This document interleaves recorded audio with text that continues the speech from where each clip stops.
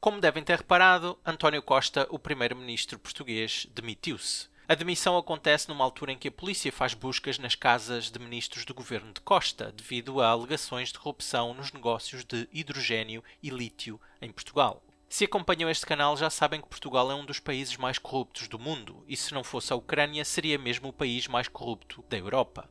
A corrupção é avassaladora em Portugal. Não existe um único milímetro na sociedade portuguesa onde a corrupção não faça parte do dia-a-dia, seja aos mais altos níveis do Estado português ou nas relações interpessoais do povo em geral. Em Portugal, pouco ou nada funciona sem haver uma cunha ou um suborno envolvido. Precisamente porque a corrupção é avassaladora em Portugal e os socialistas estarem envolvidos na esmagadora maioria desses casos, esta demissão é surpreendente. Costa nunca se demitiu por causa dos outros casos de corrupção. Será que estes casos são piores que os outros? Não, porque se fossem, Costa não sairia da posição de primeiro-ministro que lhe dá imunidade a qualquer investigação ou consequência dessa investigação. Tal como com José Sócrates, só existiram algumas, poucas, consequências depois de Sócrates deixar de ser primeiro-ministro, enquanto primeiro-ministro foi intocável e tudo fez para evitar quaisquer investigações, especialmente com o seu Procurador-Geral da República, Pinto Monteiro, que impediu quaisquer investigações a Sócrates. António Costa, com a ajuda de Marcelo Rebelo de Sousa, removeu Joana Marques Vidal da Procuradoria-Geral da República, a mesma que avançou com as investigações a Sócrates, para lá colocar uma fantoche do governo socialista de nome Lucília Gago. Posto isto, por que é que António Costa se demitiu realmente? A meu ver, as razões para a demissão são simples e pouco ou nada estão relacionadas com os casos de corrupção e as buscas da polícia. António Costa nunca trabalhou na vida, como já mencionei em outro vídeo. Foi político desde criança, praticamente. O único trabalho que teve foi de bajular o líder do Partido Socialista, naquele ponto no tempo, para subir dentro do partido.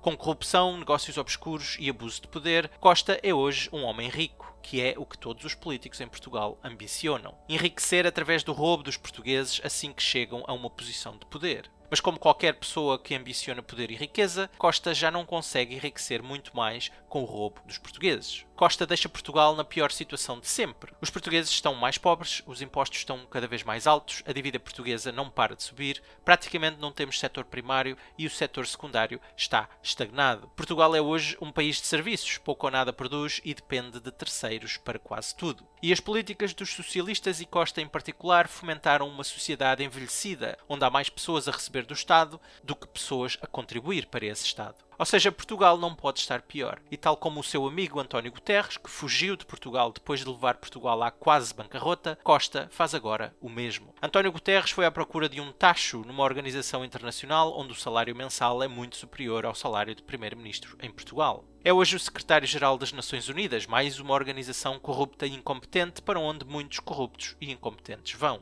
António Costa ambiciona o mesmo, seja para as Nações Unidas, seja para a União Europeia, onde também temos um exemplo de um político português que abandonou as suas funções de primeiro-ministro para ir para a Comissão Europeia. Estou a falar, claro, de Durão Barroso. Portanto, é esta a razão para a saída de Costa. Pouco ou nada tem que ver com as buscas da polícia, pois os socialistas estão envolvidos em centenas, mesmo milhares de casos de corrupção e Costa nunca se demitiu por isso. Simplesmente serve de desculpa para sair agora que Portugal está com a corda ao pescoço e já não tem onde se apoiar.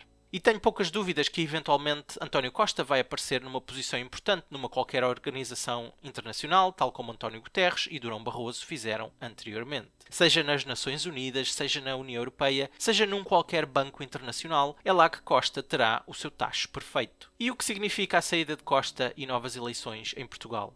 Infelizmente significa muito pouco. Costa é apenas mais um que mantém o status quo, que aplica as mesmas políticas desastrosas que arrasam com Portugal há décadas. Ninguém com bom senso fica triste com a saída de Costa, mas Portugal precisa de uma mudança radical de políticas e isso não vai acontecer se o PS ou o PSD assumirem o governo mais uma vez. O PS em particular está cheio de Antónios Costas, corruptos, incompetentes e criminosos que continuarão as mesmas políticas, os mesmos negócios obscuros, a mesma ou ainda maior corrupção e Portugal não ficará melhor com isso. O PS e o PSD, bem como os seus satélites, como o CDS, BE, PCP, Verdes, Livre e PAN, existem apenas para manter tudo como está, manter as mesmas políticas e garantir que Portugal fica cada vez mais pobre e cada vez mais dependente de terceiros. Dito tudo isto, faço o mesmo apelo que fiz no início de 2022. Votem em consciência e em partidos que de facto falam em mudança. Se continuarem a votar no PS e PSD e os seus partidos satélite, nada mudará, pois as políticas são exatamente as mesmas.